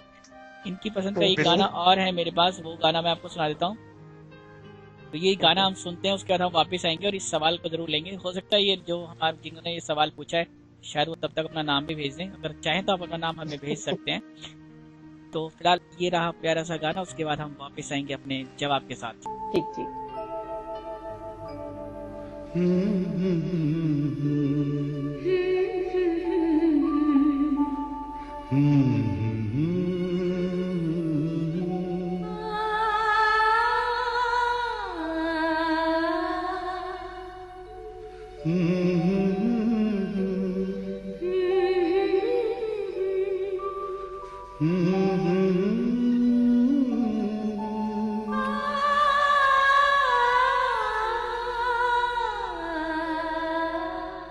तुमको देखा तो ये ख्याल आया, जिंदगी धूप तुम घना साया।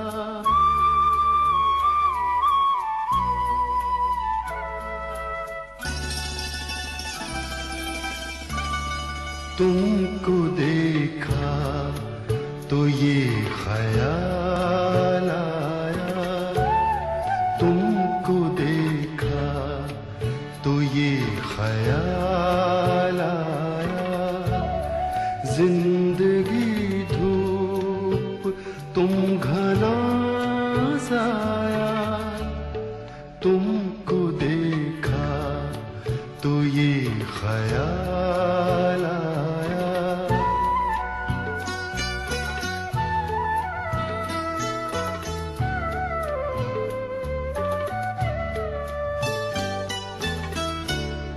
आज फिर दिल ने एक तमन्ना की, आज फिर दिल ने एक तमन्ना की, आज फिर दिल को हमने समझाया, आज फिर दिल को हमने समझाया, जिंदगी धूप तुम घना साया। तुमको देखा तो ये ख्याल आया।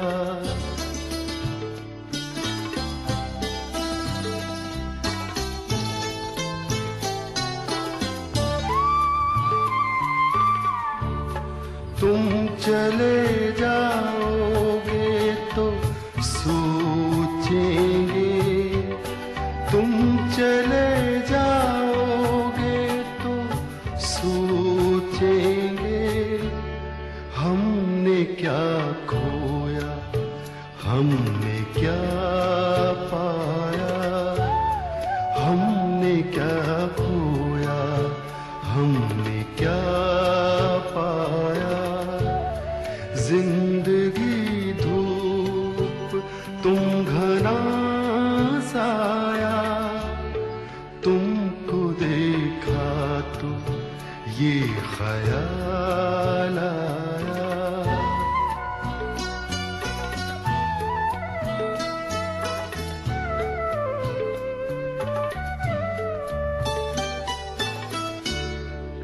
हम जिसे गुनगुना नहीं सकते, हम जिसे गुनगुना नहीं सकते, वक्त ने ऐसा गीत क्यों गाया, वक्त ने ऐसा गीत क्यों गाया, जिंदगी धूप तुम घना साया। तुमको देखा तो ये ख्याल आया, तुमको देखा तो ये ख्याल आया।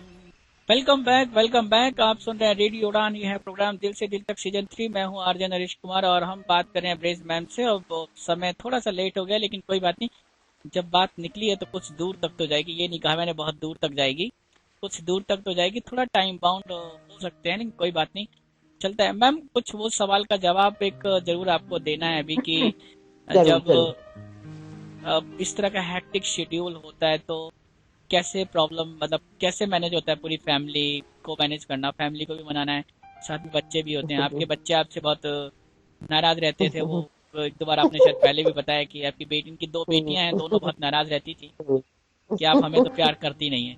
जी ऐसा ही बोला नरेश। मैंने पहले भी जब आपसे मिली थी और मेरा एक इंटरव्यू हुआ था, मैंने बताया था कि मेरी 2 बेटियां हैं। और अब मुझे लगता है मेरे सभी बच्चों की ब्लेसिंग, स्कूल के, मेरे उनके पेरेंट्स की ब्लेसिंग, सब उनसे मेरी दोनों बेटियां वेल सेटल्ड हैं। एक जी। अपना अम, बाहर पढ़ के अपना सेटल है, अपने हस्बैंड के साथ शादी हो गई। जी। छोटी बेटी मेरी जुडिशरी की तैयारी कर रही है और अपनी पढ़ाई में व्यस्त है, बहुत सिंसियर है, टचवुड। और जी। रही मेरी हस्बैंड और मेरी बात, तो हस्बैंड मेरे बहुत कोऑपरेटिव हैं, वेरी सपोर्टिव हैं।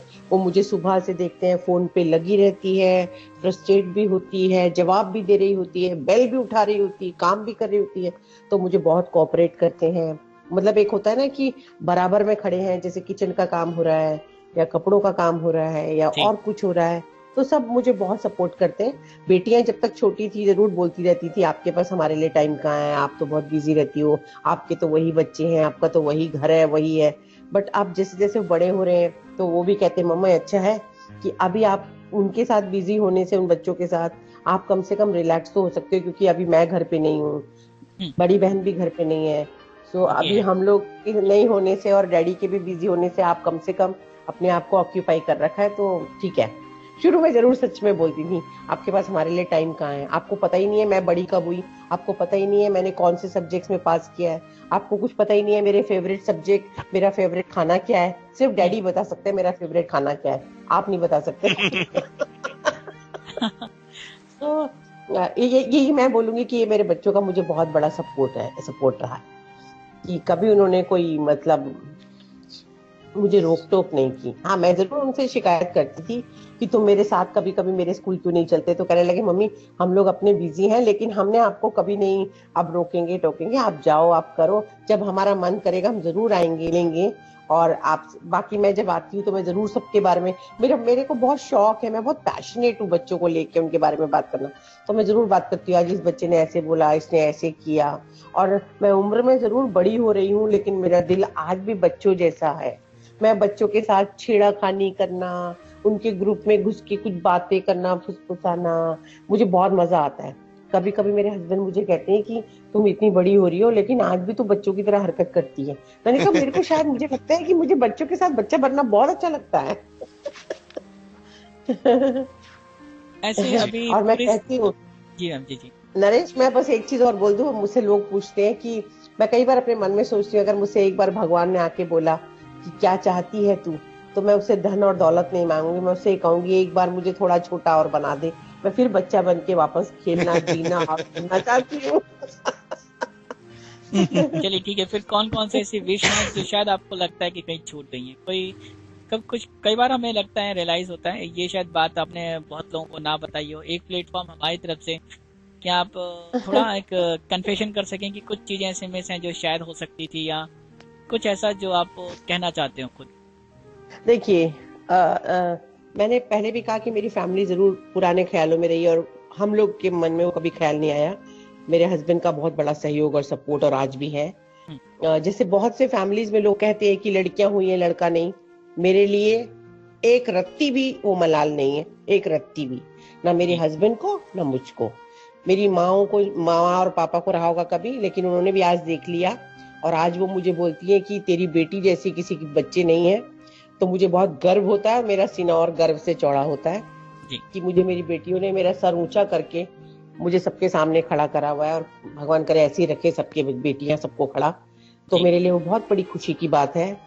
और मैं कहती हूँ कि पहले होता था कि काश ये होता, लेकिन अभी लगता है हर चीज तो हमें समय पे मिल रही है, पूरी हो रही है हर इच्छा, कोई ऐसा नहीं है। हाँ, मुझे बस एक बहुत बड़ा, मैं फोबिया में रहती हूँ कि मुझे क्लोस्ट्रोफोबिक चीजों का बहुत वो है, जैसे और दूर जा सकती हूँ, आप बिलीव नहीं करोगे कि शायद ऊपर वाले का ऐसा आशीर्वाद हो गया, मिल गया कि मुझे बहुत सारी अपॉर्चुनिटीज मिलती है कि आप फला जगह जाओ, आप वहां जाओ, आपको वहां जाना है। मैं सब जगह जाने से डिनाई करती हूँ, जो मेरा बहुत बड़ी कमजोरी बन चुकी है कि मुझे बंद जगहों से बहुत डर लगता है, जैसे लिफ्ट में बैठना, फ्लाइट का बंद होना, भीड़ में जाना, तो मैं इन सब जगहों से जी चुरा लेती हूँ और अपने आप को किनारे कर लेती हूँ। तो मुझे तो लगता है इस समय मैं ही एक सब जगह से निग्लेक्ट सी हो जाती हूँ कि अब नहीं कर पाऊंगी। हाँ, लेकिन जहाँ मुझे सुकून है, जहाँ मुझे खुशी है, जहाँ मुझे मजा आता है, वो है सिर्फ और सिर्फ जिनके लिए मैं जी रही हूँ और कर रही हूँ, मेरे सक्षम के बच्चे या मेरे एनईबी के बच्चे या मेरे उन जैसे सारे बच्चे जिनके लिए मैं कुछ करना और उनके साथ रहना चाहती हूँ, उनके लिए कुछ करना चाहती हूँ। आज भी आपको पता है, मुझे इस उम्र में आके भी अगर मेरा मन करता है कुछ करूँ, कुछ और करूँ, अभी कुछ और करना है, मुझे कुछ और करना है, ये चाहत मेरे मन में आज भी है। तो ये चाहत मुझे लगता है कि ये मुझे यंग बना के रखेगी, अगर ये रहेगी चाहत। और चाहत ही नहीं रहेगी तो फिर मैं समय से पहले ही अपने आप को हथियार डाल दूंगी। पूरे कैरियर का इतना लंबा कैरियर है, उसके 28-30 साल जितने भी हैं, सबसे ज्यादा शरारती 3 बच्चे कौन है? मेरे जिन बच्चों को देख के लगे कि याद उनकी, जब भी आप कभी याद करेंगे शरारती बच्चे, तो फटाफट सिर्फ उन 3 का ही नाम याद आता हो कि इसने बड़ा उधम किया था। एक तो मैं बताती हूँ, हमारा रवीश था, मेरा एक छोटा बच्चा, आज तो वो बहुत अच्छे उस पे बैठा हुआ है अपने मुकाम पे और अपनी फैमिली चला रहा है फर्स्ट क्लास, बढ़िया सी। एक हमारे उसमें हमारे इस समय नैब के डायरेक्टर हैं, वो भी मैं सेकंड कैटेगरी में आते हैं। और जो मेरे और जो मेरे इस समय एक बच्चा है, लोग उनको तरह तरह के नाम देते हैं, क्या बोलूं। आजकल देखिए जितनी ज्यादा पढ़ाई हो रही है, सच बात है और होनी भी चाहिए, उतने ही हम लोगों को एक एक नाम मिल रहा है, एक लेबल मिल रहा है, एक बड़े बड़े टैग मिल रहे हैं, ये बच्चा ये है, ये बच्चा ये है। बट मुझे लगता है यार, बच्चा बचपन में नहीं करेगा शरारत तो कब करेगा? बच्चा बचपन में नहीं करेगा शैतानियां तो कब करेगा? तो मेरा आज एक बच्चा है जिसको मैं जब तक देख नहीं लूंगी ना, उसको तसल्ली नहीं होती। मेरा दिल करता है उसको जाके उसको हिला डुला के प्यार करूं, लेकिन फिर लगता है कि नहीं यार, कोई टीचर बोलेगी तो उसको बिगाड़ रही है, तो मैं फिर अपने हाथ को रोकती हूँ, नहीं नहीं इसको ज्यादा नहीं छूना। और वो है सूरज, मेरा छोटा सूरज, बहुत सुंदर है, बहुत क्यूट है। मुझे उसको देख के लगता है कि नहीं, he is very cute, very cute. और वो एक ऐसे जैसे एक होता है ना, थोड़ी देर से आएगा, दरवाजे में झांकेगा, एक खुशबू लेगा कि मैम बैठी है कि नहीं, फिर मैम मुझे देखेगी तो आवाज देगी, ओ Suraj come inside, come, I want to talk to you. तो वो बाहर से झांकेगा, फिर मैं जैसे बोलूंगी हेलो सूरज, बहुत दिन हो गए मिले नहीं, तो बोलेगा मैम मेरी मैम ने आने नहीं दिया ना, दैट्स व्हाई, वेरी सॉरी। अच्छा ठीक है। मैंने कहा सूरज कभी ऐसा होगा कि आप थोड़ा टाइम निकाल के मेरे पास आ सकते हो 10 मिनट के लिए? बोला हाँ ma'am, when you want to talk. मैंने कहा जब भी आपको लगे कि आपको आज होमवर्क नहीं मिला। Like he is just too small. He's near about 7-year-old, but very cute, very cute.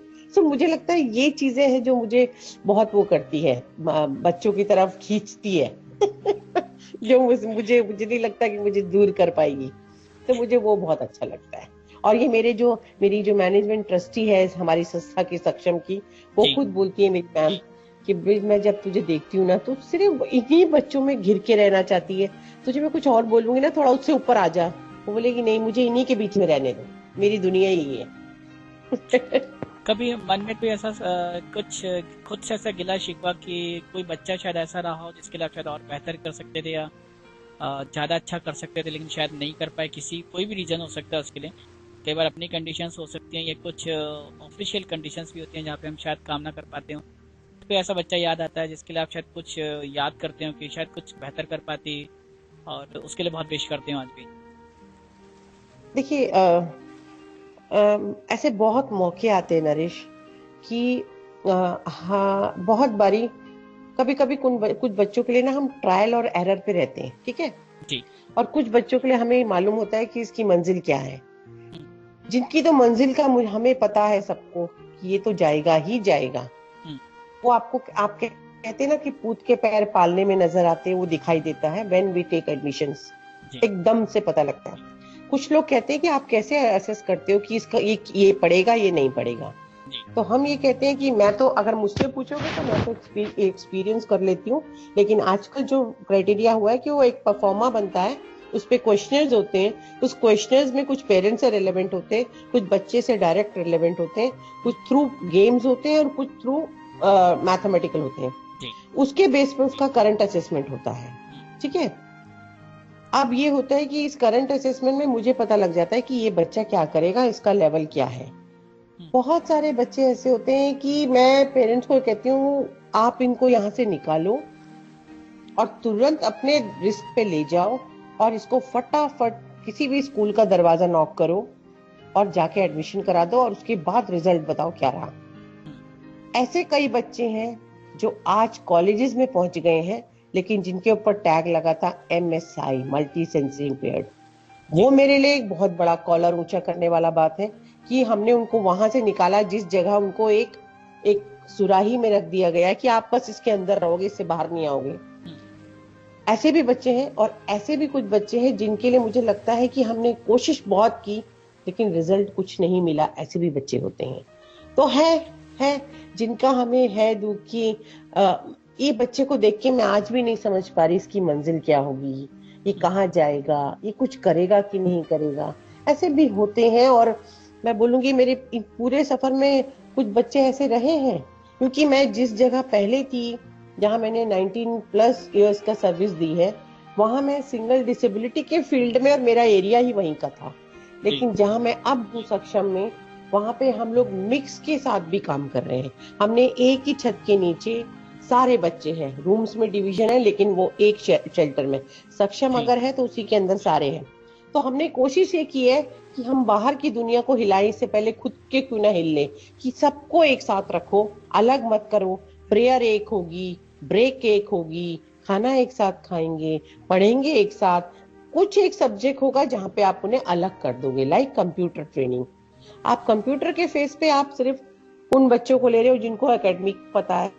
जो नॉन एकेडमिक है हमने उनके लिए या तो स्टोरी के थ्रू कंप्यूटर कनेक्ट कर रखा है उनसे, या उनको किसी गेम के थ्रू या मैथ्स के थ्रू या ऑडियो उनको कुछ सुना रहे हैं। लेकिन उनके लिए कंप्यूटर का पर्पस सिर्फ उतना ही है, उससे ज्यादा नहीं है। पेरेंट्स के बहुत क्वेश्चन आते हैं कि आपने मेरे बच्चे के लिए नहीं किया मैम, क्या है। बहुत काउंसलिंग करते हैं, बहुत समझाते हैं, फिर जाके उन्हें कई मीटिंग के बाद उन्हें कन्विंस कर देते हैं कि देखिए आप कभी अपने बच्चे को किसी और बच्चे से कम या कमजोर मत समझो, क्योंकि वो उसका तरीका पढ़ने का ये है, इसका तरीका ये है। वो टेलर फ्रेम पे मैथ्स करता है, आपका बच्चा मार्केट में जाके लोगों से मिलके परचेजिंग करके मैथ्स करता है। मैथ्स दोनों करेंगे लेकिन तरीका मैथ्स का अलग होगा। ये होती है समझने और समझाने की स्ट्रैटेजी, हम क्या समझा रहे हैं और कैसे समझा रहे हैं। तो ये है वो बात जी। तो ब्रिस मैम के साथ एक बहुत अच्छी खासी बातचीत हो रही है हमारी, हो चुकी है और बहुत वक्त हो चुका है क्योंकि इट्स 11:25 PM। तो लास्ट में मैम सिर्फ चलते चलते लास्ट में आप बच्चों के लिए आपका कितना प्यार है वो पता चल गया। 2 बच्चे कहीं से व्हाट्सएप पे मैसेज जो कर रहे हैं मुझे, उनके नाम मुझे पता है, वो आप भी जानती हैं। सोनी और हेमा प्रजापति, दोनों प्रजापति हैं। दोनों आपको गुड इवनिंग और हाय कह रहे हैं और कहते हैं कि सुनकर अच्छा लग रहा है मैम। दोनों मेरे बच्चे जी, वेरी नाइस। और दोनों ने आपको हेलो बोला। और लास्ट में चलते चलते क्या कहेंगे फाइनली? जी, लास्ट में अगर मैं 2 मिनट सिर्फ आपको दूं तो आप कैसे अपने आप को एक्सप्रेस करेंगे सब कुछ? और मैडम उससे पहले छोटा सा मेरा क्वेश्चन था, बहुत जरूरी है आम लोगों के लिए। वो ये कि मल्टी डिसेबिलिटी से रिलेटेड, क्योंकि जितनी बुक्स आज हम देखते हैं चाहे वो डिसेबिलिटी से रिलेटेड हो, उनकी लैंग्वेज इतनी ज्यादा टफ होती है कि वो आम लोगों की समझ में नहीं आती। हमारे जैसे कुछ लोगों को समझने के लिए उसे कई मेहनत करनी पड़ती है। तो क्या सक्षम या आप लोग कुछ ऐसी कोशिश कर रहे हैं कि ये डिसेबिलिटी से रिलेटेड लिटरेचर आम लोगों को पहुंचाया जा सके? आपको पुनीत, नरेश जी को भी आपको मालूम है, हमारे जो मैनेजमेंट है मिस्टर दीपेंद्र मनोज जी, वो डेजी फोर के साथ कर रहे हैं। जी। और डेजी के थ्रू वो लोग बहुत सारी बुक शेयर्स और बुक्स के ऊपर काम कर रहे हैं, जिसको इजी मेथड NCERT के साथ काम कर रहे हैं, IIT के साथ काम कर रहे हैं। उनका यही है कि चाहे वो बच्चे ADHD है, डिसलेक्सिया है, या लो विजन है, या टोटली विजन लॉस है, इन बच्चों की नीड्स और इनकी जरूरत और इनकी बुक्स को कैसे करके हम एक फॉर्मेशन में लाएं। और इसमें सक्षम की टीम भी लगी हुई है। हमारी सक्षम की टीम से पुष्पा को हमने इस टीम के साथ डाला हुआ है, ताकि वो जा जाके इन पे रिसर्च हो रही है, इसके साथ काम हो रहा है। और मुझे लगता है कि पुनीत, अगर आप चाहोगे, नरेश जी भी चाहेंगे, तो आप जरूर इसके सिलसिले में कभी आप दीपेंद्र सर के साथ भी बात कीजिए, तो आपको बहुत अच्छा और बहुत सेटिस्फैक्टरी आंसर उनसे मिलेगा आपको, आई थिंक सो। ठीक है जी, मैंने इसीलिए क्वेश्चन पूछा ना, क्योंकि हम लोग तो देखते रहते हैं, हम लोगों के लिए पता होना चाहिए इस चीज का। बिल्कुल बिल्कुल, डेफिनेटली, बिल्कुल बिल्कुल। हमारे सारे लिसनर्स के लिए आपकी तरफ से एक मैसेज लास्ट में चलते थे, क्या कहना चाहेंगे? मैं मैसेज ये देना चाहूंगी कि हम जो लोग हैं, हम हमारे साथ हैं। मुझे ये कहना है कि जितने भी लोग हैं, हम अपने बच्चों को डिसेबिलिटी के क्षेत्र में जितने भी लोग हैं, सिर्फ और सिर्फ ये ना समझे कि बस मेरी ये ड्यूटी इतनी थी, इसके बाद खत्म। मैं हक से कहना चाहती हूँ कि मैंने अगर अपनी जिंदगी का इतना प्यारा समय, इतना कीमती समय इस इन संस्था के लोग, इन संस्थाओं के अपने प्यारे बच्चों के साथ दिया, तो मैं भी इनसे उम्मीद करती हूँ, इन बच्चों से, इन संस्था के लोगों से, कि प्लीज हमारी सर्विस को, हमारे प्यार को, हमारे समय को भूलिएगा मत। याद रखिएगा हमें भी कि अगर आज आपको हमारी जरूरत है, कल हमें अगर आपकी जरूरत पड़े तो हमारे लिए आना होगा आपको। ये जमाना आपको खुद ब खुद याद रखेगा मैडम, जमाना आपको खुद ब खुद याद रखेगा। हम ये चाहते हैं पुनीत, हम ये चाहते हैं, और ये ऐसा होना चाहिए, क्योंकि जब हम देना जानते हैं तो हमें लेना भी आना चाहिए। और मुझे लगता है कि हम सबको मिल करके चेन बनानी है, ये कि हम इनको और उनको नहीं, ये सब हमारे अपने हैं, मेरे बच्चे। मुझसे कई बार लोग पूछते हैं, मैम आप मेरे बच्चे बोल रहे हो, क्या आपके बच्चे ब्लाइंड है? तो मैं कहती हूँ, मेरे बच्चे मेरे ये बच्चे हैं जो जिनके साथ मैं रहती हूँ घर के समय से ज्यादा समय, तो मैं इन्हीं बच्चों को अपना बच्चा कहती हूँ। और यही बात मुझे एक बार किसी एक स्पेशल पर्सन ने मुझे कहा था कि मैम आप जब आप बात करती हो ना, तो आप हमेशा कहती हो हमारे, आप इनको हमारा बोलती हो, ये बहुत अच्छा लगता है। क्योंकि है, मैं बोलती हूँ सर, हमारी भाषा अगर अपनी नहीं होगी तो हम अपने आप को अपना कैसे मानेंगे, आपका कैसे अपने, इसलिए मुझे भाषा में पहले अपनापन लाना है। तो वही चीज है कि हम सब एक हैं और एक होके रहेंगे, तो मुझे लगता है फिर कमी नहीं रहेगी किसी चीज की। नरेश, एक जिगर मुरादाबादी का बहुत खूबसूरत शेर मुझे याद आ रहा है, जो मैं मैडम के लिए भी और सक्षम जो इतना अच्छा काम कर रही है कहूंगा कि हमको मिटा सके ये जमाने में दम नहीं, हमसे जमाना है खुद, जमाने से हम नहीं। तो ये है ब्रिज मैम जो हमारे साथ बात कर रही थी, और पूरा बहुत टाइम दिया मैम ने। आज 1 घंटे के शो की बात हुई थी, देखिए अब 1.5 घंटा पूरा कंप्लीट हो चुका है, 11:30 हो चुका है। तो मैम बहुत बहुत शुक्रिया हमारे साथ बात करने के लिए, लिसनर्स के सवालों का जवाब देने के लिए। और लिसनर, इसी तरह से आप सुनते हैं रेडियो उड़ान, और चलते चलते इस प्रॉमिस के साथ कि मैं आपको नेक्स्ट वीक इसी शो में मिलूंगा, 10 बजे जुम्मा रात को मिलेंगे। बहरहाल इतना जरूर कि इतना जो डेडिकेशन है और कमिटमेंट है, डिवोशन है मैम का, तो जब शेर की बात हुई है तो पुनीत ने एक शेर सुनाया, मेरे को भी एक शेर याद आ गया, और मुझे लगता है ये शेर बिल्कुल एकदम फिट बैठेगा। अर्ज किया है, इसमें देखिए एक वर्ड है सेवन का मतलब होता है गलती से। तुम्हें भूलने का सेवन ख्याल आए तो हम, तुम्हें भूलने का सेवन ख्याल आए तो हम अपनी नजर में गुनहगार लगने लगते हैं। हम अपनी नजर में गुनहगार लगने लगते हैं। तुम्हारी याद की आदत सी हो गई है अब हमें, तुम्हारी याद की आदत सी हो गई है हमें। न याद आओ तो तुम, हम बीमार से लगने लगते हैं। न याद आओ तो तुम, हम बीमार से लगने लगते हैं। तो इन्हीं शब्दों के साथ की बहुत बहुत शुक्रिया मैम हमारे साथ इतना वक्त देने के लिए। और लास्ट में चलते मैम के जी मैम। यस पुनीत जी को और नरेश जी आपको भी बहुत बहुत धन्यवाद कि आप लोगों ने मुझे मौका दिया। जी मैं तो बिल्कुल मेहमान की आ गया।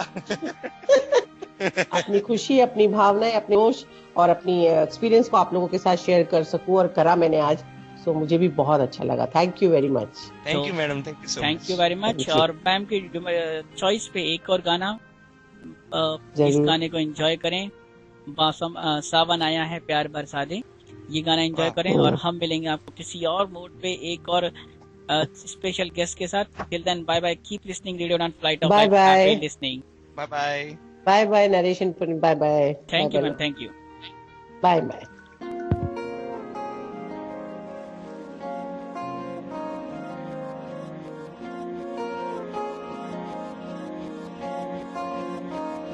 मोहब्बत बरसा देना तू, सावन आया है, तेरे और मेरे मिलने का मौसम आया है। मोहब्बत बरसा देना तू, सावन आया है, तेरे और मेरे मिलने का मौसम आया है। सबसे छुपा के तुझे सीने से लगाना है, प्यार में तेरे हद से गुजर जाना है। इतना प्यार किसी पे पहली बार आया है।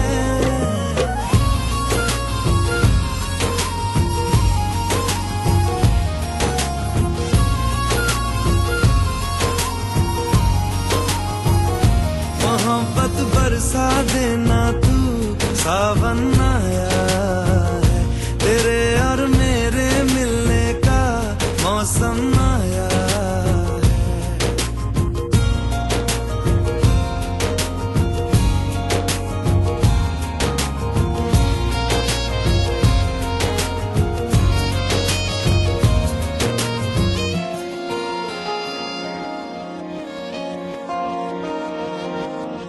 क्यों एक पल की भी जुदाई सही जाए ना, क्यों हर सुबह तू मेरी सांसों में समाए ना।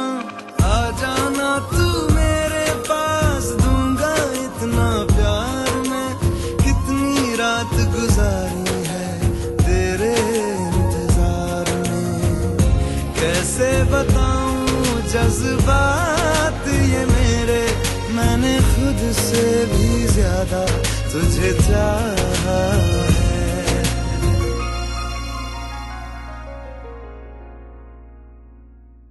सब कुछ छोड़ के आना तू, सावन आया है, तेरे और मेरे मिलने का मौसम आया है।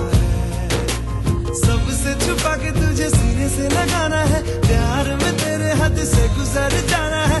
इतना प्यार किसी पे पहली बार आया है।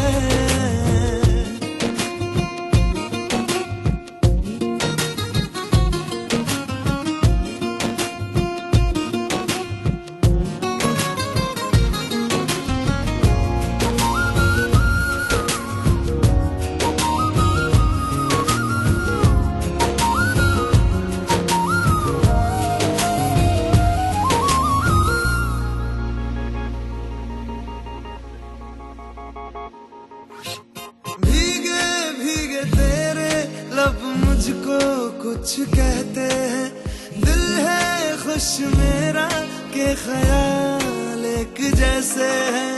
रोको ना अब खुद को यूं, सुन लो दिल की बात को, ढल जाने दो शाम और आ जाने दो रात को। कितना हंसी ये लम्हा है, किस्मत से मैंने चुराया है।